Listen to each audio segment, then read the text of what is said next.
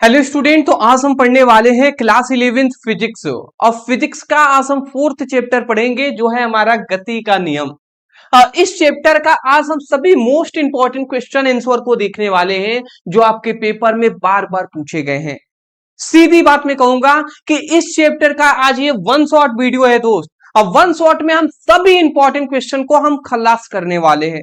खल्लास मतलब समझ रहे हैं ना, खत्म करने वाले हैं दोस्त। आइए एक एक करके हम समझते हैं जी।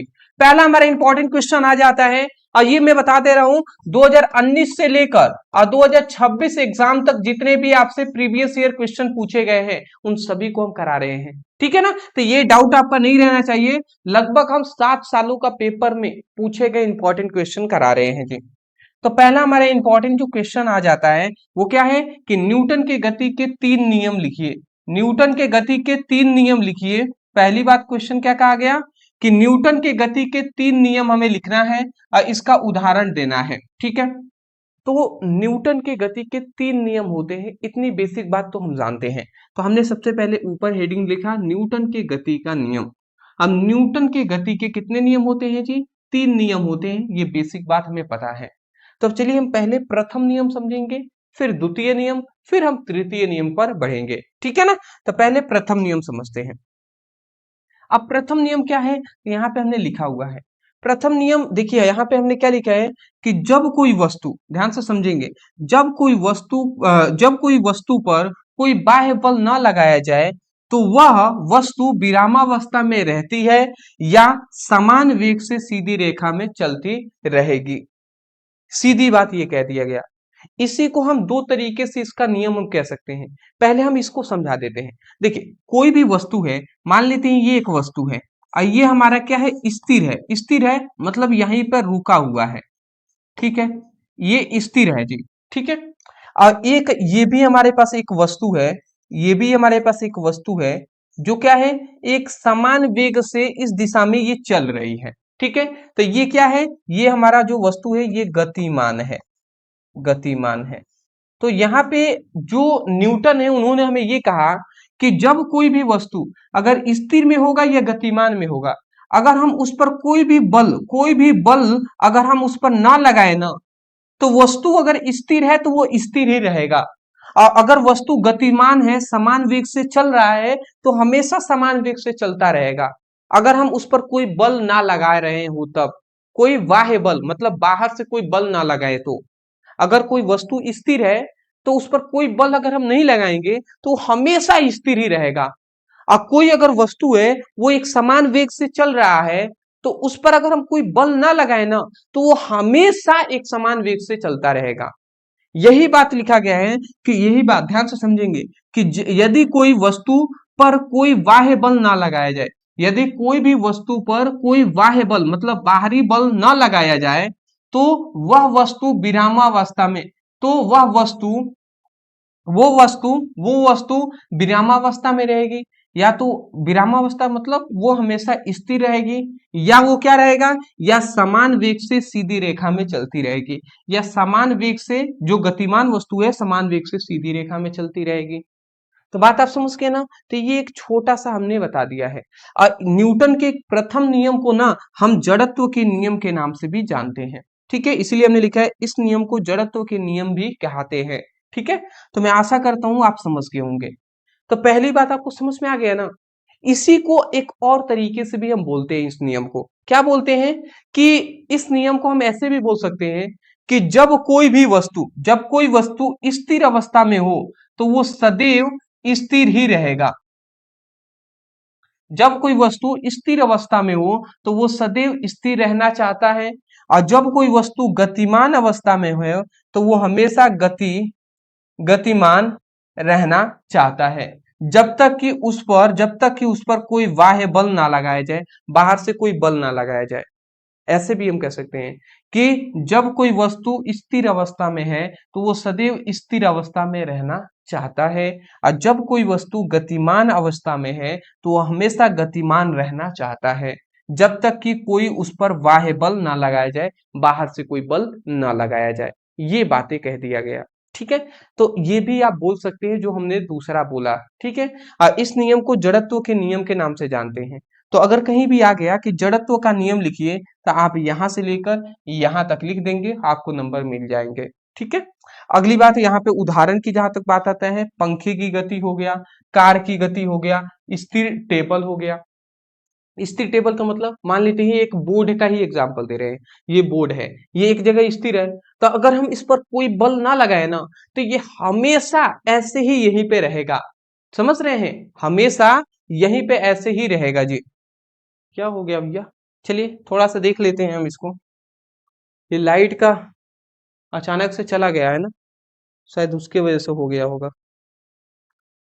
देख लेते हैं, कोई दिक्कत नहीं है। तो हम ये आपको बता रहे थे, जैसे कि एग्जाम्पल हम तब तक बता दे रहे हैं, जैसे एग्जाम्पल हम, एक मिनट,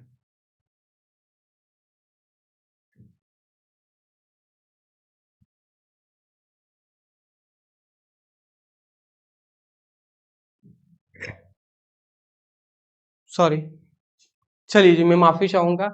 तो हम ये आपसे कह रहे थे, क्या कह रहे थे, कि मान लेते हैं कोई स्थिर टेबल है, ठीक है ना, स्थिर कोई टेबल है, तब तक ये भी हम बना लेते हैं। कोई स्थिर टेबल है, ठीक है, रुका हुआ कोई भी टेबल है, तो हमेशा रुका हुआ ही रहेगा, ठीक है ना। जब तक, कब तक जी, जब तक उस पर हम बल लगाकर उसको उठा ना दे, तब तक वो हमेशा स्थिर ही वैसे ही रहेगा। ठीक है, बात सही कह रहे हैं ना। तो यही बात हमें बताया गया, ठीक है। तो स्थिर टेबल भी इसका एग्जाम्पल हो जाएगा।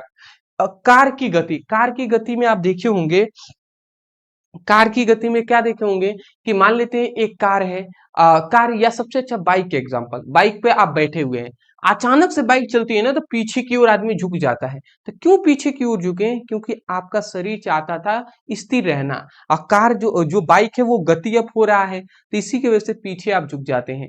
रेलवे मतलब रेलगाड़ी में आप बैठे होंगे, तो ट्रेन में क्या होता है, ट्रेन अचानक से जब रुकती है ना, तो तुरंत आगे की ओर व्यक्ति कोई होता है झुक जाता है। क्यों झुकता है, क्योंकि ट्रेन हमेशा गति कर रहा था, अचानक से वो रुका, तो आपका शरीर भी गति करना ही चाहता है, इसीलिए वो क्या हो गया, रुकने के कारण आप आगे की ओर झुक जाते हैं।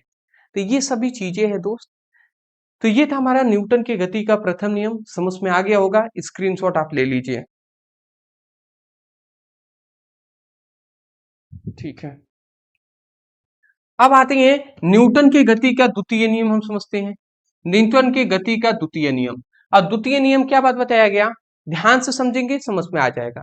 इस नियम के अनुसार बताया गया कि किसी वस्तु के संवेग में परिवर्तन की दर उस वस्तु पर लगाए गए बल के समानुपाती होता है, और यह परिवर्तन बल के दिशा में होती है।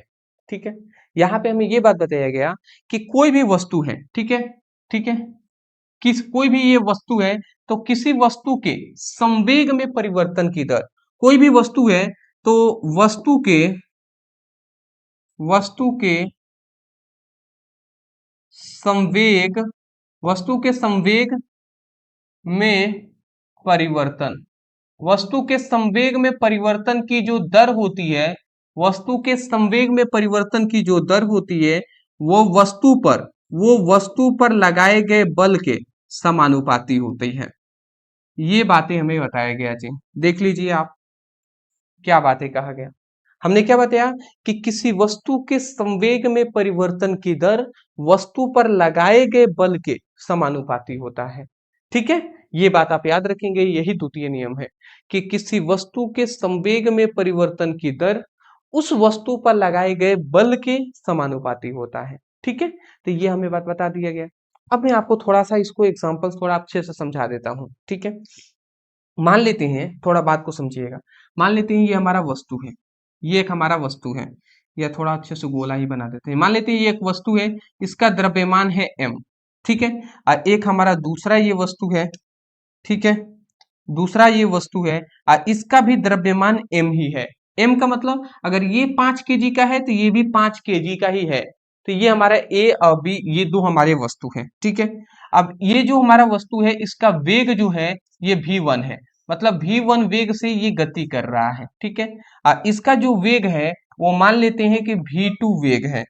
ठीक है, इसका जो वेग है वो v2 वेग से गति कर रहा है। ठीक है, तो हमने क्या बताया, माना एम एम दो समान द्रव्यमान के पिंड हैं, दोनों का वेग अलग अलग है, एक का v1 एक का v2 है। ठीक है, तो यहाँ पे हमें ये बात बताया गया कि संवेग में परिवर्तन की दर, तो अगर इन दोनों का हम संवेग में परिवर्तन निकालें तो क्या हो जाएगी, हम अगर ए का संवेग निकालें, ए का संवेग, ए जो हमारे मान लेते हैं ये ए पिंड है और ये बी पिंड है, तो ए वस्तु जो है, ए वस्तु, इसका अगर संवेग निकालें तो हम यहाँ पे लिखते हैं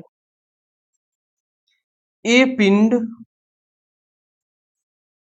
का संवेग, ए पिंड का संवेग। तो ए पिंड का संवेग क्या हो जाएगा जी, तो ए पिंड के संवेग को हम पी ए लिखते हैं, पी ए मतलब ए पिंड का संवेग। तो ए पिंड का संवेग क्या हो जाएगा, संवेग बराबर होता है द्रव्यमान गुणे वेग। तो द्रव्यमान क्या है, एम है, तो एम लिख देंगे। अब वेग क्या है, v1 है, तो m इंटू v1 हो जाएगा। ठीक है, अगला आता है हमारा कि बी पिंड का संवेग अगर हम देख लेते हैं, बी पिंड का संवेग।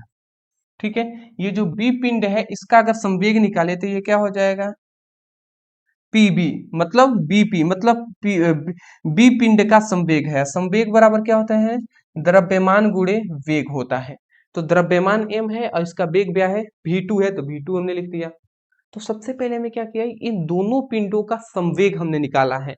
तो हमें यहाँ पे ये क्वेश्चन में क्या कह रहा है कि संवेग में परिवर्तन की दर।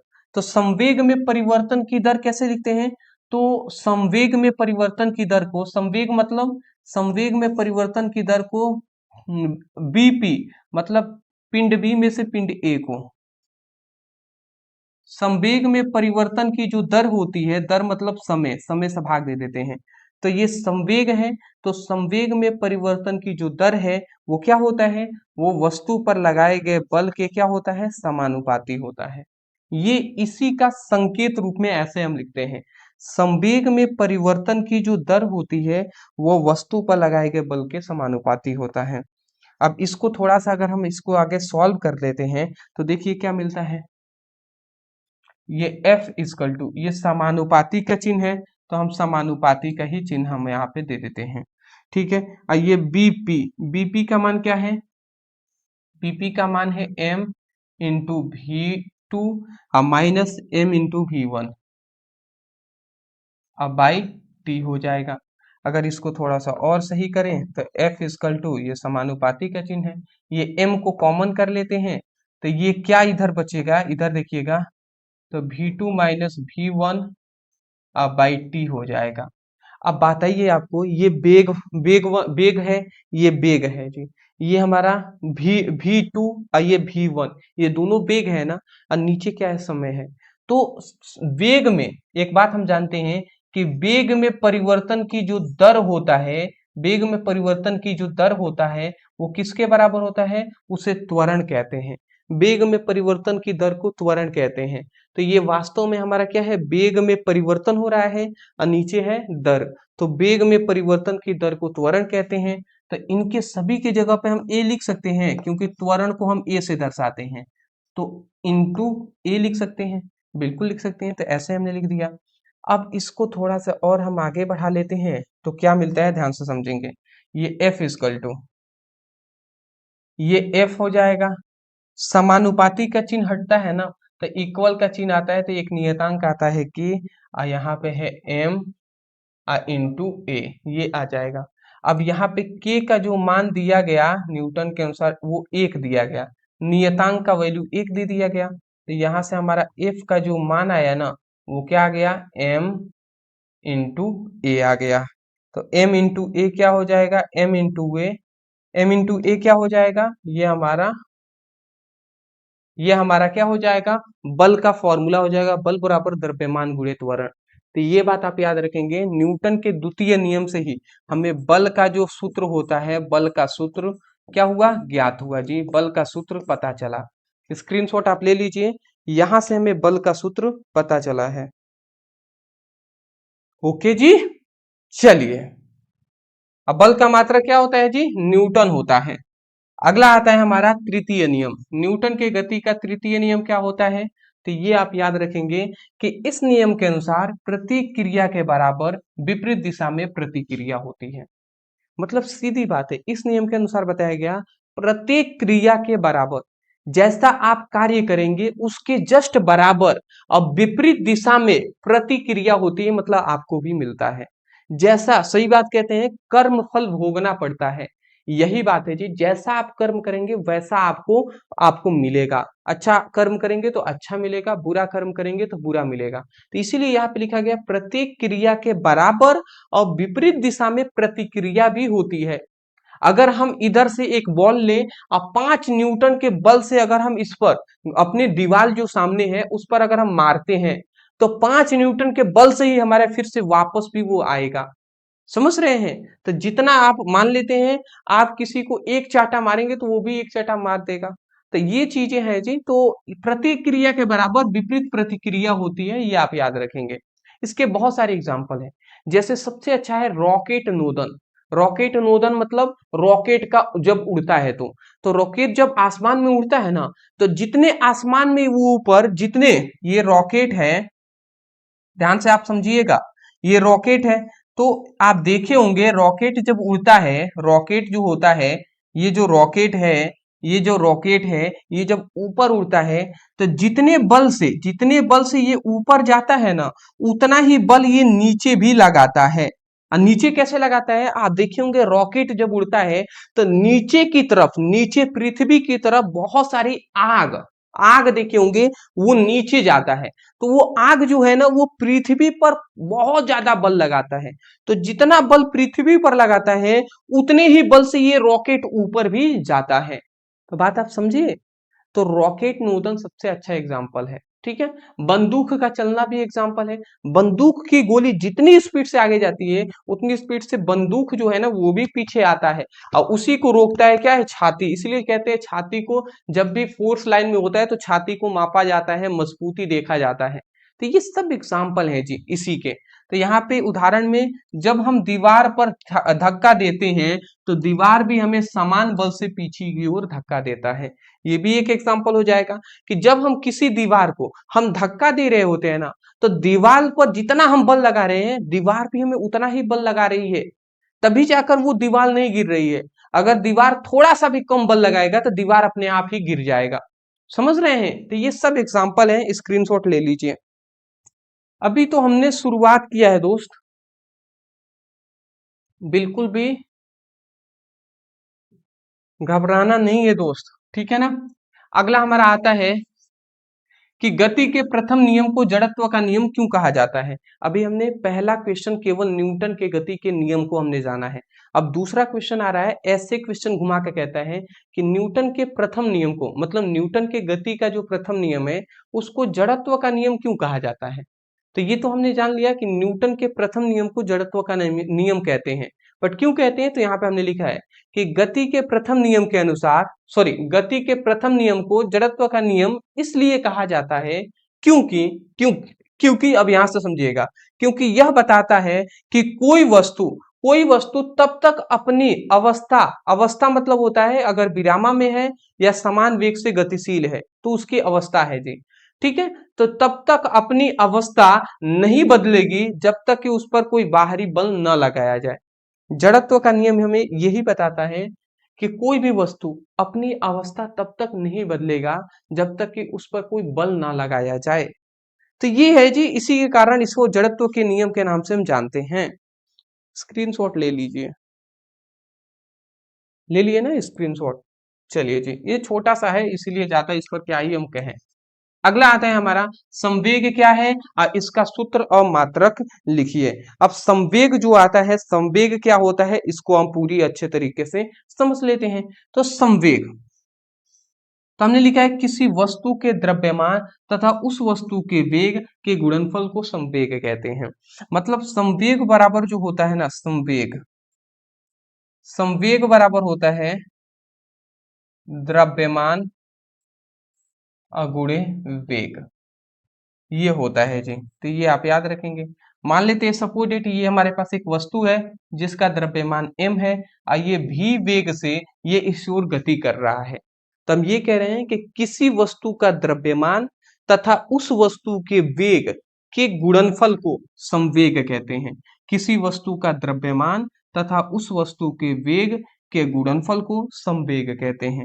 और संवेग को p से दर्शाते हैं, और द्रव्यमान को m से, और v को, वेग को v से दर्शाते हैं।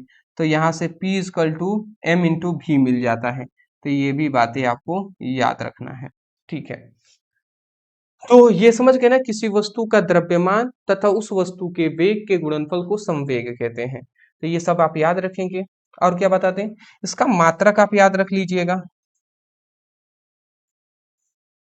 मात्रक इसका हो जाएगा केजी मीटर प्रति सेकेंड। केजी मीटर प्रति सेकेंड, ये इसका मात्रक याद रख लीजिएगा। और राशि की जहां तक बात करें तो ये राशि कौन सी होती है, तो ये एक सदिश राशि होती है। सदिश राशि कौन सी राशि होती है जी, सदिश राशि होता है। आप स्क्रीनशॉट ले लीजिए।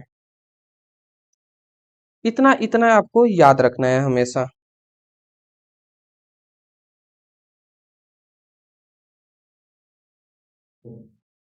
अगला हमारा क्वेश्चन आता है फोर्थ नंबर, संवेग संरक्षण के सिद्धांत लिखिए और सिद्ध कीजिए। अब हमें संवेग संरक्षण का सिद्धांत लिखना है और सिद्ध करना है। ये बहुत ही इंपॉर्टेंट टॉपिक है, अब 5 नंबर में ये पूछा जाता है, तो ध्यान पूर्वक समझिएगा और इसको सिद्ध भी करना है। तो पहले संवेग संरक्षण का सिद्धांत मैं बता दे रहा हूँ। तो यहाँ पे हमने लिखा है कि इस सिद्धांत के अनुसार किसी किन पिंड पर लगाया गया बल शून्य हो तो उस पिंड का संवेग भी नियत रहता है। ये बातें हमें कहा गया जी, ठीक है। ये बातें हमें कहा गया है, मतलब ये हमें बताया गया कि ये सपोर्टेड एक हमारे पास पिंड है, ठीक है। ये हमारे पास पिंड है, एक कोई हमारे पास पिंड है। अब इस पिंड पर अगर हम इस पिंड पर एक बल लगा रहे हैं, इस पिंड पर अगर जो बल लगा रहे हैं उसका मान अगर 0 हो, इस पिंड पर लगाया गया बल अगर 0 हो, तो ये वस्तु जो पिंड पर लगाया गया मान अगर 0 होगा ना, तो इसका जो संवेग होगा वो क्या होगा, नियत होगा। ये हमें बताया गया है, ठीक है। मतलब ये बात बताया गया कि किसी भी पिंड पर, ये हमारा क्या है, पिंड है, तो हमने ये बताया कि किसी पिंड पर लगाया गया बल अगर शून्य हो तो उस पिंड का संवेग नियत होता है। बात आप समझे, एक बार और सुन लीजिए। किसी पिंड पर लगाया गया बल शून्य हो तो उस पिंड का संवेग भी नियत होता है। वही बात यहाँ पे लिखा है, इस सिद्धांत के अनुसार किसी पिंड पर लगाया गया बल शून्य हो तो उस पिंड का संवेग नियत होता है। उस पिंड का संवेग क्या होता है, नियत होता है। ये बात आपको याद रखना है, ठीक है। अब इसको हमें प्रूव भी करना है, ठीक है, कि कैसे अगर किसी पिंड का अगर बल लगाया गया 0 अगर होगा तो संवेग नियत होगा। ये हमें प्रूफ करना है, तो प्रूफ हम कर देते हैं। तो हम लिखते हैं यहाँ पे प्रूफ। अब प्रूफ में हम कैसे करेंगे, सिद्ध करेंगे। अब सिद्ध करते हैं जी। तो सिद्ध कैसे करेंगे, तो हम लिखेंगे न्यूटन की गति का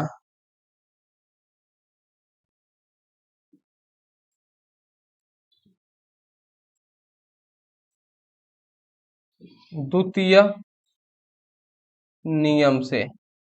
और न्यूटन के गति के द्वितीय नियम में हमें क्या बात बताया गया, संवेग में परिवर्तन की जो दर होती है, वो क्या बात बताया गया, संवेग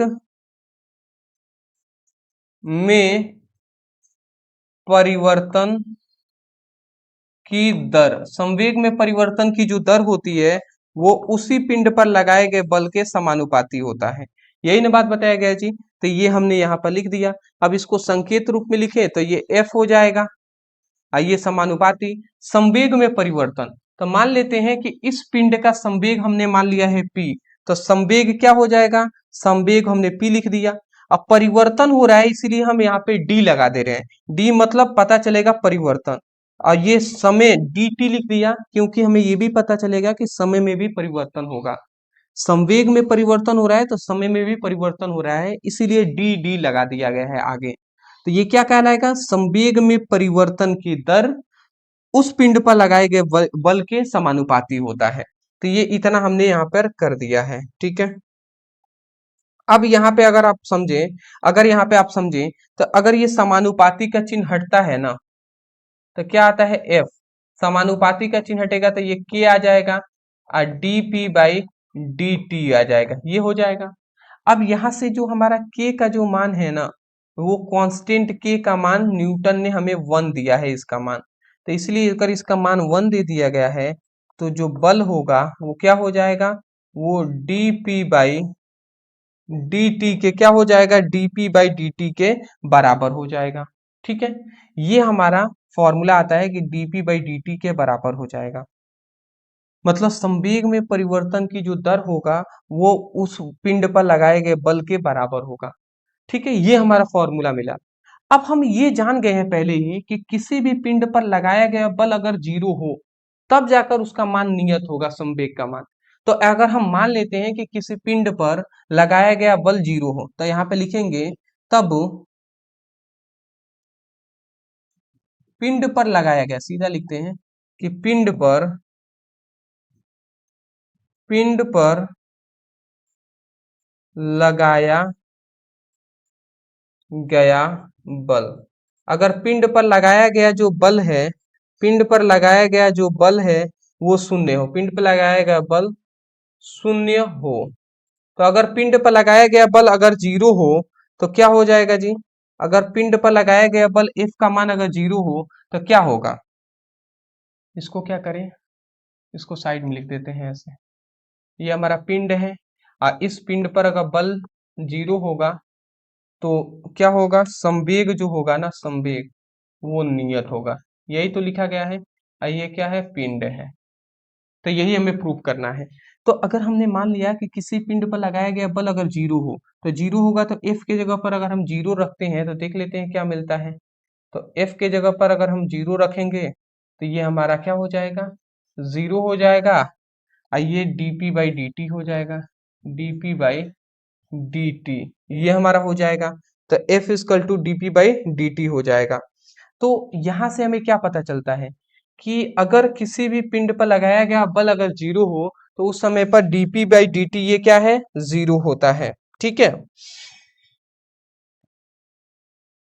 ठीक है, तो ये बात हम जान गए हैं कि इतना आता है। अगर हम इसको सीधा करके लिख दें, अगर इसको हम सीधा करके लिख दें तो ऐसे भी लिख सकते हैं, dp बाई dt जो है उसका मान जो है वो 0 आ गया।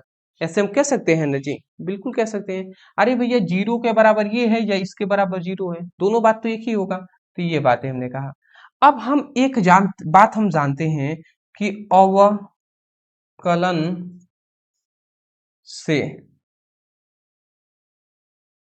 हम जानते हैं, अवकलन से हम ये बात जानते हैं ना कि किसी की वैल्यू का अगर मान 0 आ जाए तो उसका वो जो वैल्यू है ना, जो वैल्यू है उसका मान अगर 0 आ जाए तो वो वैल्यू नियत होता है।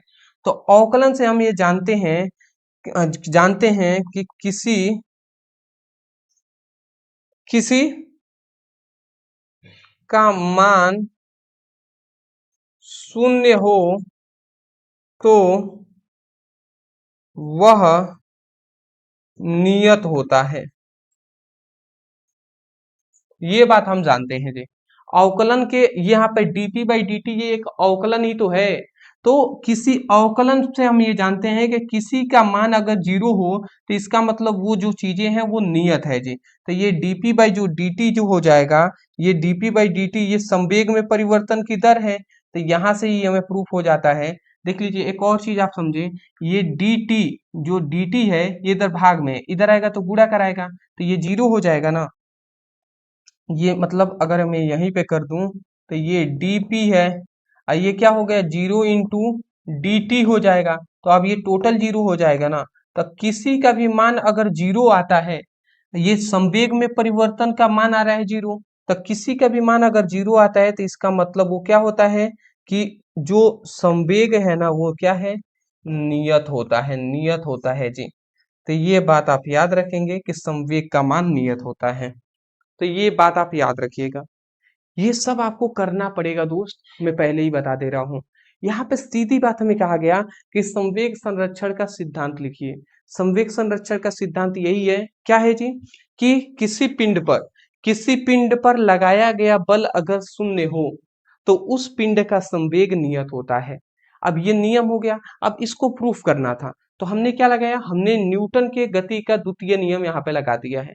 द्वितीय नियम जैसे लगाएंगे तो द्वितीय नियम क्या है, संवेग में परिवर्तन की दर वस्तु पर लगाए गए बल के समानुपाती होता है, ये नियम है। अब इसको थोड़ा सा हमने सॉल्व किया तो यहाँ पे इतना हमारा आ गया, बल जो होता है संवेग में परिवर्तन की दर के बराबर होता है। अब हमने यहीं पे लगा दिया कि ये क्वेश्चन ही कह रहा है कि अगर सिद्धांत ही कह रहा है कि वस्तु पर लगाया गया बल अगर जीरो हो तब संवेग नियत होगा। तो अगर हम मान लेते हैं कि वस्तु पर लगाया गया जो बल है वो जीरो होगा, तो जीरो रखा तो संवेग का जो मान हम अवकलन से जानते हैं कि किसी का भी वैल्यू अगर जीरो आ जाए तो वो वैल्यू नियत होता है। तो इसी से प्रूफ हो गया कि संवेग क्या है, नियत है जी। तो ये चीजें आपको समझनी पड़ेंगी, एक दो बार जितना आप प्रैक्टिस करेंगे ना और बेहतर समझ में आएगा। आप स्क्रीनशॉट ले लें और घबराइएगा नहीं बिल्कुल भी, परेशान या घबराना परेशान नहीं होना है, धीरे धीरे सब समझ में आने लगेंगे। अगला आता है, अगला अगला पांचवा क्वेश्चन है, क्रिया और प्रतिक्रिया बल में अंतर क्या है, उदाहरण दीजिए। अब क्रिया बल क्या होता है, प्रतिक्रिया बल क्या होता है, तो यहाँ पे हमने लिख दिया है उत्तर में, क्रिया बल को देख लीजिए तो क्या लिखा है, जब एक वस्तु दूसरे वस्तु पर बल लगाता है तो दूसरा वस्तु भी उस वस्तु पर बराबर और विपरीत दिशा में बल लगाता है। ठीक है, तो क्या होता है क्रिया बल, पहले वस्तु दूसरे वस्तु पर लगाए गए बल को क्रिया बल कहेंगे और दूसरा वस्तु द्वारा पहले वस्तु पर लगाए गए बल के बराबर और विपरीत दिशा में लगाया गया बल। सीधी बात कहना, क्रिया बल और प्रतिक्रिया बल समझिएगा। ये जब कोई भी वस्तु, ये मान लेते हैं एक वस्तु है, ठीक है, ये भी एक वस्तु है, तो यहाँ पे हमने ये कहा कि ये हमारा मान लेते हैं ए वस्तु है, ये बी वस्तु है, तो ए वस्तु द्वारा बी वस्तु पर हम एक बल लगाते हैं, तो ये जो बल है हमारा F1 हमारा मान लेते हैं। तो किसी एक वस्तु द्वारा दूसरे वस्तु पर लगाए गए बल को हम क्या कहेंगे, क्रिया बल कहते हैं। ठीक है, तो यही बात लिखा गया, पहले वस्तु द्वारा दूसरे वस्तु पर लगाया गया बल, पहले वस्तु द्वारा दूसरे वस्तु पर लगाया गया बल को क्रिया बल कहते हैं। अब प्रतिक्रिया बल क्या कहते हैं, कि ये वस्तु इस वस्तु पर बल लगाया तो ये भी वस्तु उतने ही बराबर, उसके ही बराबर जितना ये बल लगाया ना उतना ही बराबर बल लगाएगा और उसके जस्ट विपरीत दिशा में, इसकी दिशा इस ओर है तो ये वस्तु जस्ट इसके विपरीत दिशा में इस ओर ये बल लगाएगा, तो वो उसके बराबर बल लगाता है, तो उस बल को द्वितीय क्या कहेंगे, प्रतिक्रिया बल कहेंगे। तो इसीलिए लिखा गया है, दूसरी वस्तु द्वारा पहली वस्तु पर लगाया गया बराबर और विपरीत दिशा में बल, लगाया गया बराबर बल है कि नहीं, F1 बल लगाया गया था तो F1 ही बल लगाया गया है। अब विपरीत दिशा में देख सकते हैं, इधर विपरीत दिशा में बल लगाया गया है तो उसी को प्रतिक्रिया बल कहते हैं।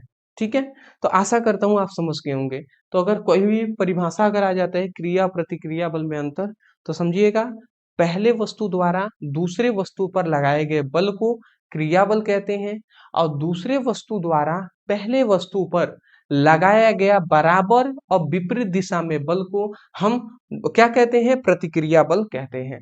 उदाहरण हमने लिख दिया है कि जब हम दीवार को धक्का देते हैं,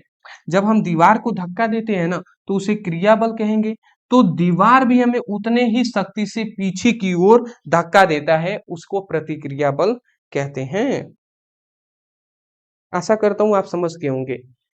मान लेते हैं हम दीवार पे धक्का दे रहे हैं, मान लेते हैं इस बोर्ड पे हम धक्का दे रहे हैं, तो हम क्रिया बल कर रहे हैं और ये बोर्ड भी हमारे हम पर जो बल लगाएगा ना वो प्रतिक्रिया बल हो जाएगा। तो आशा करता हूं आप समझ के होंगे।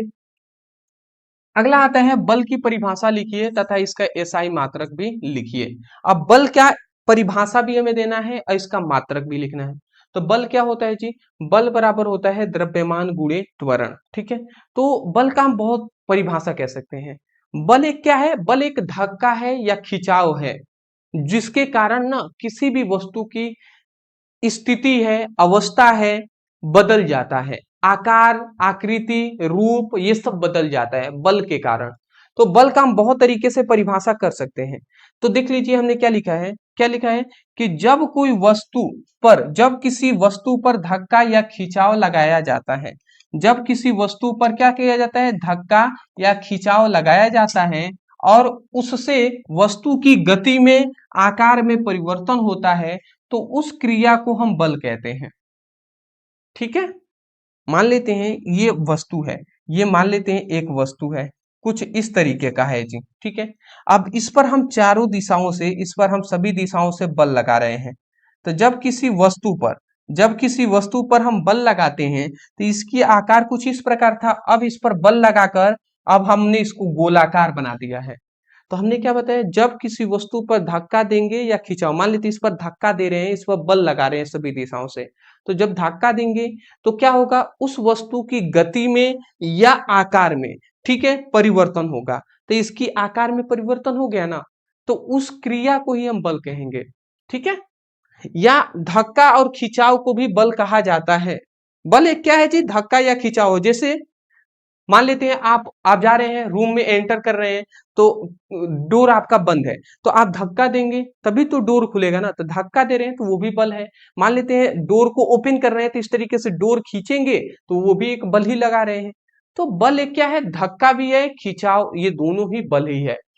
अगर ये नहीं समझ में आया तो एक और परिभाषा सुन लीजिए। बल बराबर होता है द्रव्यमान गुणे त्वरण, ये भी होता है परिभाषा। बल बराबर द्रव्यमान गुणे त्वरण भी परिभाषा होता है। तो हम ये कह सकते हैं कि कोई भी वस्तु का द्रव्यमान है m और इसका त्वरण मान लेते हैं, इसका त्वरण है a। तो हम यही कह रहे हैं कि किसी वस्तु का द्रव्यमान तथा उस वस्तु के त्वरण के गुणनफल को बल कहते हैं। बात समझे, किसी वस्तु के द्रव्यमान तथा उस वस्तु के त्वरण के गुणनफल को बल कहते हैं। तो बल बराबर द्रव्यमान गुणे त्वरण होता है। इसको संकेत रूप में बल बराबर क्या लिख सकते हैं, m इंटू ए भी लिख सकते हैं। ठीक है, ये आप याद रखेंगे। इसका मात्रक याद रखेंगे, इसका मात्रक होता है न्यूटन। दूसरा इसका आप याद रखेंगे मात्रक, एक तो मात्रक आप न्यूटन याद रख लीजिएगा और दूसरा आप याद रखिएगा किलोग्राम इंटू मीटर प्रति सेकेंड स्क्वायर, ये याद रखेंगे। राशि की अगर बात करें, ये कौन सी राशि होती है, तो ये राशि जो होती है वो सदिश राशि होती है, सदिश राशि। चलिए जी, स्क्रीनशॉट ले लीजिए। हाँ, यहाँ पे हमने एक लिखा है उदाहरण में कि जब हम दरवाजे को धक्का देते हैं, ठीक है, तो वो खुल जाता है, यह बल का प्रभाव है जी। ठीक है, सही बात है जी, दरवाजा को धक्का देंगे तो वो खुल जाएगा। चलिए, अगला हमारा क्वेश्चन आ जाता है, अगला हमारा क्वेश्चन आ जाता है अगला हमारा क्वेश्चन आता है घर्षण क्या है, इसके प्रकार लिखिए। अब घर्षण क्या है जी, घर्षण क्या है, तो घर्षण भी एक प्रकार का क्या है, देख लीजिए हमने क्या लिखा है घर्षण। तो घर्षण क्या है कि जब कोई वस्तु जब कोई वस्तु दूसरी सतह पर सरकती है या सरकने का प्रयास करती है। ठीक है, जब कोई भी वस्तु किसी वस्तु पर सरकती है या सरकने का प्रयास करती है, तो सतह द्वारा उसकी गति का विरोध में लगाया गया जो बल है, उसी को घर्षण बल कहते हैं।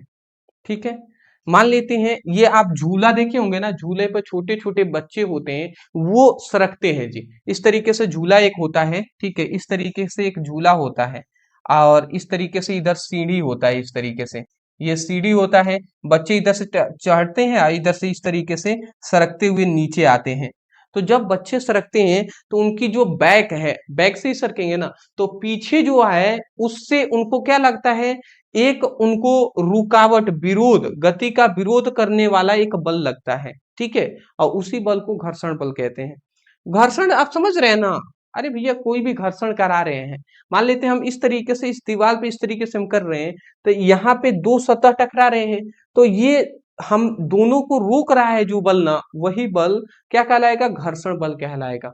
ठीक है, तो वही बात यहाँ पे लिखा गया है, ध्यान से अगर समझे तो समझ में आ गया होगा कि जब कोई वस्तु दूसरी सतह पर सरकता या सरकने का प्रयास करता है, जब कोई वस्तु दूसरी वस्तु पर या दूसरी सतह पर सरकता है या सरकने का प्रयास करता है, तो सतह द्वारा उसकी गति का विरोध कराने पर करने विरोध में लगाया गया जो बल होता है, उसी को घर्षण बल कहलाता है जी।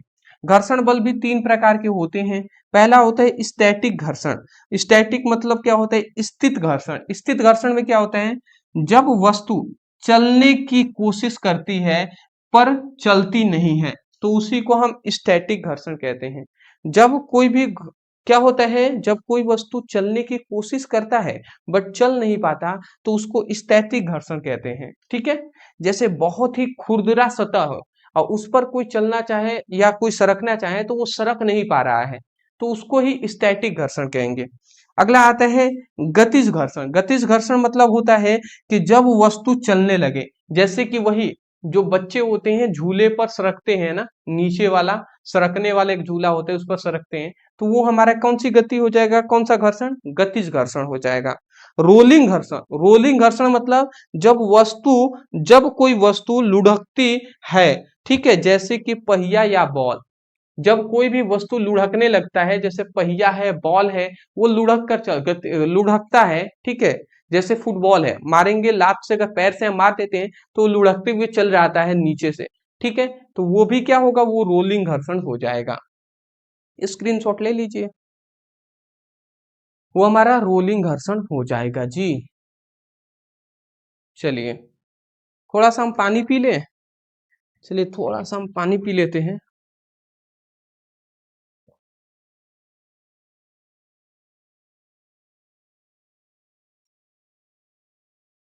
हाँ जी, चलिए अगला आता है घर्षण को कम करने का दो उपाय। घर्षण को कम करने का दो उपाय बताइए। तो यहाँ पे देख लीजिए, घर्षण को कम करने का दो उपाय कौन कौन से हैं, तो इसके निम्नलिखित उपयोग हैं, उपाय हैं जिसको हम कर सकते हैं। सबसे पहला ना, कि जो स्नेक का प्रयोग, स्नेक मतलब समझ रहे हैं ना, जैसे कि तेल लगाकर, अगर कोई ज्यादा घर्षण जहां पे नहीं हो रहा है वहां पे अगर हम तेल लगा देते हैं तो वो सरकने लगता है। तो तेल लगाकर, ग्रीस लगाकर, पाउडर जैसे वस्तुएं वस्तुएं सतह के बीच लगातार घर्षण को कम कर देते हैं।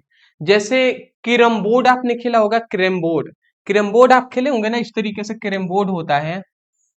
कैरम बोर्ड इस तरीके से होता है, बीच बीच में यहाँ पे क्या होता है, इस तरीके से होता है और गोटियां इसमें हमने डाला जाता है, ये इस तरीके से कैरम बोर्ड होता है, आप देखे होंगे। तो कैरम बोर्ड जब खेलते हैं ना तो हम पाउडर का यूज करते हैं, जिससे कि जो गोटी होता है गोल गोल की, ठीक है, वो फिसले इस पर ज्यादा। तो फिसलने मतलब घर्षण को कम करने के लिए हम पाउडर का भी यूज करते हैं, तेल या ग्रीस का भी यूज किया जाता है, बट इस पर नहीं करते, अलग अलग जगहों पर तेल का यूज करते हैं, पाउडर का यूज, ग्रीस का यूज करते हैं। जैसे कि मान लेते हैं एक नट, बहुत पुराना नट बोल्ट है, नट बोल्ट आप समझते हैं ना, कि आए और उसको कसा गया है और बहुत जाम हो गया है, मतलब खुल नहीं रहा है। तो उस समय खुलने का मतलब, खुल नहीं रहा है इसका मतलब घर्षण बहुत ज्यादा हो गया है, तो उसके लिए हम उसमें तेल लगा देते हैं या ग्रीस लगा देंगे। जैसे ही तेल और ग्रीस लगाएंगे ना तो तुरंत वो सरकने लगेगा, मतलब घर्षण कम हो जाएगा तो वो खुल जाता है। तो ये इसका एक कम करते हैं जी। दूसरा हमारा है कि गोलाकार वस्तु या जो बेरिंग का उपयोग, गोलाकार वस्तु या बेरिंग का उपयोग मतलब क्या है, लुढ़कने वाला जो भाग होता है, जैसे पहिया होता है, बॉल होता है, बेरिंग होता है, लगाने से घर्षण बहुत कम हो जाता है। मतलब लुढ़कने वाला कोई भी चीज अगर लगा देंगे तो उससे घर्षण कम हो जाएगा, खुरदरा भी सतह रहेगा ना तो वो लुढ़कते हुए चल जाएगा। तो ये सब चीजें हैं जी, घर्षण को कम करने के उपाय हैं। स्क्रीनशॉट ले लीजिए, कहना पड़ेगा। चलिए अगला आता है तनाव क्या है और उदाहरण के साथ आपको समझाना है। अब तनाव क्या है जी, तनाव, ठीक है, तो तनाव भी एक क्या है, तनाव भी हम कह सकते हैं एक बल ही है। देख लीजिए क्या है तनाव, तो हमने लिखा है जब किसी डोरी को, तनाव समझते हैं ना तनाव, तो जब किसी डोरी को, रस्सी को, तार को दोनों सिरों से खींचा जाता है, ये मान लेते हैं एक रस्सी है और इस रस्सी को इधर से भी और इधर से भी दोनों दिशाओं से खींचा जाता है, तो उसमें से जो बल उत्पन्न होता है उसी को तनाव कहते हैं। का जब दोनों दिशाओं से खींचा जाएगा तो इस रस्सी में एक बल उत्पन्न होगा और उस बल को ही हम तनाव कहेंगे, सीधी बात है। अगला उदाहरण, कि जैसे क्या है, कि जब एक बाल्टी को रस्सी से खींचकर कुएं के ऊपर उठाया जाता है, जब एक बाल्टी को रस्सी से खींचकर कुएं से ऊपर उठाया जाता है तो उस रस्सी में उत्पन्न जो बल होता है उसी को तनाव कहते हैं। ये भी एक अच्छा एग्जाम्पल है कि कुएं से पानी निकालते हैं तो रस्सी खींचते हैं, जब रस्सी नीचे से तो रस्सी पर कुछ ना कुछ बल तो लगेगा ना, क्योंकि ऊपर भी बल लग रहा है। अब बाल्टी में जो पानी रखा हुआ है उसके कारण नीचे भी बल लगेगा, तो रस्सी में जो बल लगेगा ना उस बल को ही हम तनाव कहते हैं। पता नहीं मैं जिस प्रकार से इमेजिन करके सोचता हूँ और बताने का प्रयास करता हूँ उतना आप मतलब वैसे इमेजिन कर पाते हैं या नहीं। फिजिक्स पूरी तरीके से इमेजिनेशन पे बेस्ड है। जितना आप काल्पनिक सोच कर सकते हैं, जैसे मैंने कहा कि कुएं से खींच रहे हैं तो कुएं से किस प्रकार खींचा जा रहा है ये आपको दिमाग में आना चाहिए। दिमाग में कि कुएं से कोई महिला है वो पानी निकाल रही है या कोई व्यक्ति है पानी निकाल रहा है, तो बल लगेगा रस्सी पर, और रस्सी पर जो बल रहेगा लग रहा है वही तनाव है जी। तो ये समझ में आनी चाहिए। चलिए दोस्त, आज के लिए इतना ही। आज हमने इस चैप्टर के हमने सभी इंपॉर्टेंट क्वेश्चन आंसर को कवर कर दिया है। ऐसे ही आपको सभी का वन शॉट देखना है, और वीडियो को मैं जरूर कहूंगा कि इससे पहले के 3 चैप्टरों का वन शॉट नहीं देखे हैं तो प्लेलिस्ट हमने बना दिया है, आप वहां से पढ़ाई कर सकते हैं। लिंक डिस्क्रिप्शन बॉक्स में है, यहां से भी क्लिक करके फिजिक्स और केमिस्ट्री की स्टडी कर सकते हैं। सबसे खास बात, अगर सच में आप चाहते हैं सभी चैप्टरों का वन शॉट पढ़ना, आगे की भी जो चैप्टर है उसका भी वन शॉट पढ़ना, इंपॉर्टेंट सभी क्वेश्चन आंसर तैयार करना, तो सबसे पहले मैं कहूंगा कि चैनल को अभी तक अगर सब्सक्राइब नहीं किए तो कर लीजिएगा, सब्सक्राइब कर दीजिए, जिससे कि आपको अभी चैप्टर 5 का आएगा, फिर चैप्टर 6, चैप्टर 7, तो इन सभी का वीडियो आपको मिल पाएगा नोटिफिकेशन, आप जान पाएंगे कब वीडियो आया है और उसको आप देख पाएंगे, जिससे आपकी तैयारी बेहतर हो पाएगी। ठीक है। दूसरी बात, अगर सच में आप चाहते हैं टॉपर बनना, क्लास 11th में एक अच्छा नंबर लाना चाहते हैं, अगर आप सच में चाहते हैं कि आप सरकारी नौकरी या पाएं, आपको आपकी तैयारी अगर आपको आगे करना है कि क्लास 12 के बाद तैयारी करना है, तो आपको जरूरी है क्लास 11th में पूरा अच्छा तरीके से तैयार होना, जिससे कि क्लास 12th में भी कोई दिक्कत ना हो। तो उसके लिए जरूरी है कि आप फिजिक्स और केमिस्ट्री के सभी इंपॉर्टेंट परिभाषा, नियम और सिद्धांत, ये सभी चीजें आपको पहले से पता हो अच्छे तरीके से। तो उसी के लिए हमने ये ला दिया है टॉपर नोट्स। ये टॉपर नोट्स में आपके पूरी फिजिक्स के और पूरी केमिस्ट्री के सभी इंपॉर्टेंट परिभाषा, नियम, सिद्धांत सब हैं जी। तो इस टॉपर नोट्स को जरूर लें। ये बहुत लेंदी नोट्स नहीं है, शॉर्ट नोट्स है, जिसपे पूरी आपके किताब के जो इंपॉर्टेंट क्वेश्चन आंसर है वो हम प्रोवाइड कर रहे हैं। ये ओनली पीडीएफ नोट्स, ये जो टॉपर नोट्स है मात्र 99 में आपको फिजिक्स और केमिस्ट्री दोनों के टॉपर नोट्स दिए जा रहे हैं। तो जितने भी क्लास 11 के स्टूडेंट हैं अभी तक टॉपर नोट्स नहीं लिए हैं तो ये टॉपर नोट्स जरूर लें। नंबर दिखाई दे रहा है, इस नंबर पे व्हाट्सएप पर मैसेज कर लीजिएगा, वहां पे कह दीजिएगा कि सर हमें क्लास 11th फिजिक्स केमिस्ट्री का टॉपर नोट्स चाहिए। जैसे ही कहते हैं तुरंत स्कैनर दिया जाएगा, आप पेमेंट करिएगा, तुरंत आपके व्हाट्सएप पर पीडीएफ नोट्स सेंड कर दिए जाएंगे। मैं आशा करता हूँ आप समझ गए होंगे। तो चलिए दोस्त, आज के लिए इतना ही। कल मिलते हैं एक नए टॉपिक के साथ एक नए वीडियो में। थैंक यू जी, थैंक यू सो मच।